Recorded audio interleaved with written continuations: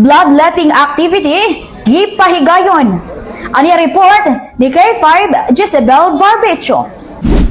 Malampuso na nga naipahigayon ang bloodletting activity nga gi-organize sa Ledesma Group of Companies sa Pebrero 18. Kini may temang Share the Love, Save a Life, a Valentine's Bloodletting Drive nga gipahigayon sa Vario Fiesta Center Mall, Barangay Palambas, San Carlos City. Pinaagi sa kolaborasyon sa Provincial Health Office ug San Carlos City Primary Care Facility. Sa mga kalihukan, ubay-ubay ang pisalmon nga gilangkuban sa kapulisan, mga magtutudlo, barangay tanods, barangay officials, media ug uban pa. Sa interview sa K5 News FM sa duha ka trabahante sa Ledesma Group of Companies nga may-donate sa ilang dugo nga sila si Ruben Balderrama ug Junicio Chares. Ako ang na-experience, tao hay good ang mong paminaw sa lawas, magaan siya na at least nakatabang po ka sa nanginahanglan og dugo ba.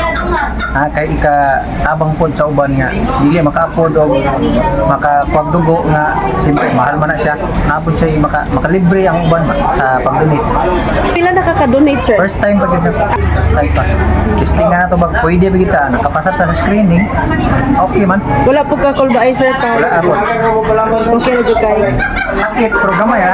Dito kay paminaw sa bukulingon kay gaan nga mukhaan niya mais na pag bago ang imong dugo usapon baka tabang way kasi mga tao nga makinahanglan dugo kay nga na problema kay Bruce Balo man ang panahon kay sa sunod pud ikaw pud mo kuan niya wala ka magpakuha kasi magduduha pud ka makaitabang kay ikaw wala ka pakuha dugo niya ang uban ani matabangan sa jang pagpakuha dugo kasi kanta na ako pero nakatilaw na ko ba nga nakatabang ko sa una nga nagpakuha og dugo niya di gamit ako sud ako kayo dungog ba nga nakatabang ko sa kapiyan ba labi na gyud sa among tiling ba niya na makadugo.